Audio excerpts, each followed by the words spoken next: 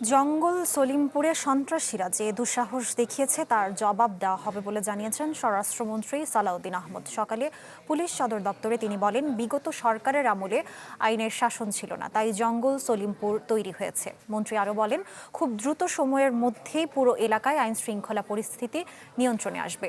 তিনি জানান, সেখানে পুলিশের ট্রেনিং সেন্টার ও একটি জেলখানা প্রতিষ্ঠার পরিকল্পনা আছে সরকারের। সালাউদ্দিন আহমদ বলেন, ঈদ যাত্রায় তেমন কোনো সংকট হয়নি। মহাসড়কে বিশেষ নিরাপত্তা ও যাত্রীদের ভোগান্তি কমাতে আইন শৃঙ্খলা রক্ষাকারী বাহিনী কাজ করছে। পুলিশের কেউ মাদক ব্যবসায় জড়িত থাকলে বা মাদক কারবারিদের সহযোগিতা করলে চাকরিচ্যুত করা হবে বলে জানান স্বরাষ্ট্রমন্ত্রী।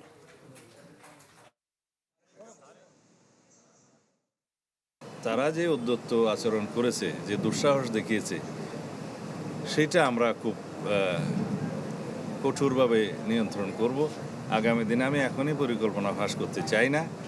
ইনশাআল্লাহ দেশে আইনের শাসন প্রতিষ্ঠা হবে।